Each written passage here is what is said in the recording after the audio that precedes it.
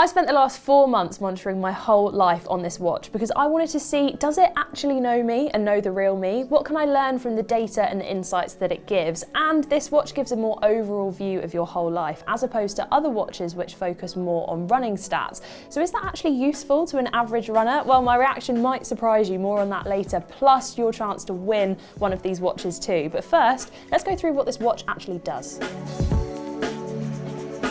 This is the Venu 3 from Garmin. It comes in 2 sizes, the Venu 3, which is the bigger size, and then the 3S, which is the slightly smaller size. And I've been using this watch for 4 months now. So this is a health and fitness GPS smartwatch. Now with the Forerunner range from Garmin, you get data presented to you in a much more running focused way. With their latest models, you've got metrics like training readiness, training status, which is telling you how your training's going and when you're going to be ready for your next hard running session. With the Venu, you get data presented to you in a slightly different way, which I found out on a run. So I've just finished up a recovery run using my Venu 3 and it's given me a workout benefit, which is essentially at the end of every activity, your watch will tell you how that activity has affected you and your body. Now I'm going to be honest, I used to hate recovery runs. I still kind of do. I find them a little bit boring, but I know if I get out early and actually go and do it, I will feel better for it for the rest of the day. But I never listen to myself. But it's actually quite nice having my watch cementing this. So it's given me maintaining health as my workout benefit, and it says these activities help to boost your mood and increase your energy levels over time, which is true. I now feel so much more awake and ready to take on the day. And it's great to know as well, like how each workout fits into the structure of your week, and if you're not training for anything or if you're using running amongst other activities, it's good to know that you're getting a good balance. Another workout benefit that I got was improving health. So my watch told me that this type of workout would help improve my cardiovascular health, and if I did workouts like this more regularly, then I would get fitter. Now this came after I helped Tom do his longest run in marathon training. Now when I do marathon training, I sometimes feel a little bit lost in the middle. You don't know if you're going to be able to finish the race or hit the paces that you've been working towards, and you're not really sure how all of this training is going to come together. But insights like this can give you a massive confidence boost to know that you are headed in the right direction. And if you're not on a training plan, it gives you a good indication of how your training's going, especially if you want to work towards improving or heading towards a goal. So a bit of an update on me and my training. 2023 started off so well. I ran a 10-minute marathon PB in Osaka. I then ran the whole Boston Marathon route in April. I then went on to do some other incredible challenges for the Running Channel. I even broke my 5k PB as well. It was such a good year. Then I turned my attention towards trying to break 20 minutes for 5k, and I was just so struggling so much to get through the interval sessions and just to kind of have the mojo to do it. I think I lost all love for trying to go for a goal because I just had zero mental resilience left. So I stopped. I didn't fully stop running, but I kind of just stopped training for things and just gave myself a chance to recover and kind of fall back in love with running. So I helped Tom run his very first marathon, I helped Rick run home for Christmas, and I just tried to make sure that every single run that I was doing was fun. If I wanted to do an interval session, I would do it. If I didn't, I just wouldn't do one. I put no pressure on myself at all. So whilst I was very off plan, it was very useful having the workout benefit to see how I was improving my fitness and how each workout was kind of helping me.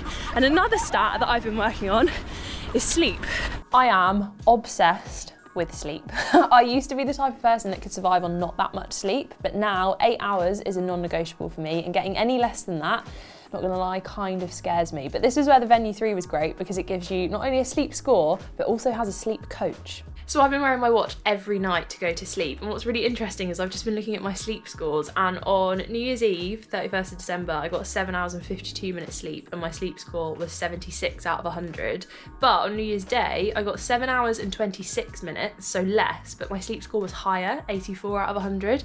Now if I compare the two, New Year's Eve, I'd had some alcohol, didn't really wind down before bed, didn't go to bed at my usual time, went to bed much later. New Year's Day, went to bed at the same time, probably a little bit earlier, did wind down before bed, did some reading, and actually had a much better quality of sleep. So it goes to show it's not just time that is a factor, and it probably explains why I was so grumpy on New Year's Day.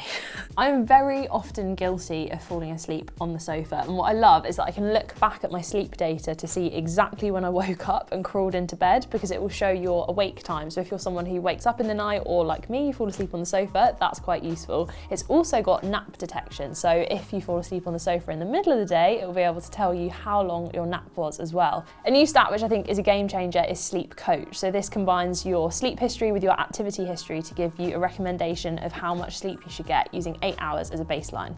I did a very long run yesterday and my watch was recommending I get 8.5 hours sleep. So I was like, right, okay, I'm gonna prioritise sleep, I'm gonna give myself 9 hours.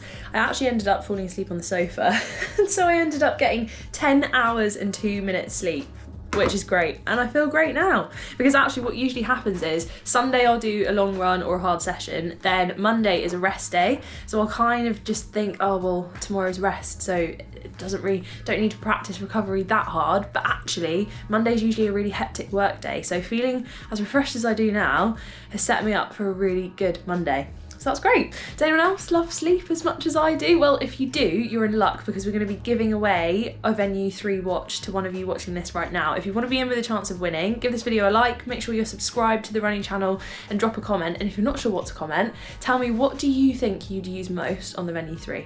I just sat on the sofa and my watch has just told me that today has been an easy day, so to consider some gentle activity or light exercise before bed. There's no part of me that would have done that off my own bat. But to be fair, I do feel very stiff and quite awake. So maybe I'll give it a go and that might help. The messages popping up on my watch and telling me if I'd had an easy day or a demanding day actually really helped me to think about how I structure my week, both from a running, training, work and social life sense. If I have a hard run to do, I plan that day so well and I actually look after myself. But if I've got a rest day, I don't really think about what I'm doing. I don't think about my step count or anything really, but actually on the easy days my watch would pop up with a message telling me to consider doing some gentle exercise or go out for a walk or do a light bit of yoga before bed.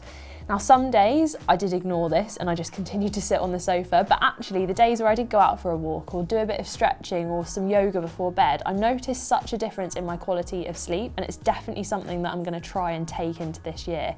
Now this is a feature that Garmin have rolled out to lots of different watches, so if you're wondering if your watch has this, check the link in the description. Right, I'm just stepping outside because literally nothing is going right today. I've just been staring at my laptop for the last few hours, getting more and more annoyed at everything, and then my watch flashed up and gave me a stressful period alert for the last few hours. Could not be more accurate, so I'm just going to take a deep breath, take myself out for a little walk, and it'll all seem better when I get back. So my watch gave me a body battery score, which was an indication of my own personal energy resource, which I could charge or drain each day. Things like sleep and rest will charge it, and then stressful periods will drain your battery. Having stressful and restful periods pop up on my watch forced me to think about, how am I actually feeling? And then it would make me reevaluate my training. Did I need to do a hard run that day, or could I move some things around? Because I knew I just didn't have the headspace or the energy to do it. I could also go into my body battery score at the end of each day to see my stressful and restful periods and kind of evaluate the whole day. Everything I've mentioned so far has been related to the bigger picture, and I think that is my biggest learning over the last 4 months, is that I need to stop thinking about running separately to the rest of my life, because everything you do in the rest of your life will impact your running in a positive or negative way. So you need to think about both in order to succeed. From the age of 18, I've been on some form of contraception, but recently I've stopped using any because I wanted to see what my actual natural cycle was and if it affects my running. What it's actually made me realise is how bad my memory is, because without my watch I would have no idea when my period was each month, but you can actually track it through your watch and on Garmin Connect and log your symptoms, which has been really useful to help me work out whether I do actually need to adapt any of my running training each month for my cycle. Heart rate variability. This is a stat which I love to use to track how recovered I am from a big event or a very hectic week. A balanced HRV score will help your fitness and your overall well-being, but when I first put this watch on, my HRV was very unbalanced and stayed like that for weeks. So HRV update, I've been working so hard on trying to get my HRV back into balance after our Running Home for Christmas challenge. I've been prioritising stuff like sleep, recovery, not working too hard, not training too hard, not overdoing it in my social life, and I've now got it back into balanced, which feels so good. But I also now know that I need to anticipate stuff like that. So if I've got a big stressful work project coming up, or a big running race, or I've got lots of stuff happening in my social life, I now know that I can kind of prepare for that by making sure that it's balanced, as well as prioritising rest and recovery afterwards to recover from big events. HRV is a great stat to look at after you've done a big race or a marathon, because it gives you a good indication of how you're recovering. So you might have actually already started running again after your race, but your HRV might still show unbalanced. You don't need to wait until it says balanced, but it gives you a good indication of whether you need a bit more sleep and recovery, and if you are actually recovered enough in order to do another hard training session. So 4 months of my watch on my wrist. What did I learn? Well, I think the biggest one for me is that I need to fit running into my life and vice versa. I'm about to start a marathon training block, and it will be just that, a training block, because I've learned that I can't be in PB shape 365 days a year across all distances. It just doesn't work. So if I want to achieve a running goal, I need to make sacrifices elsewhere. But once I come to the end of that training cycle, I can take my foot off the pedal a little bit with running and focus on other things. And my watch is going to help me recognize if I've gone too hard, when I need to rest and recover, or when I'm ready to tackle those big distances and PB efforts. But I'm interested to know, what stats do you listen to on your watch? Are there any that I've mentioned in this video that you're going to take a look at? And don't forget to enter the giveaway. And whilst you're here, check out when James trained for a 10K PB listening to his watch.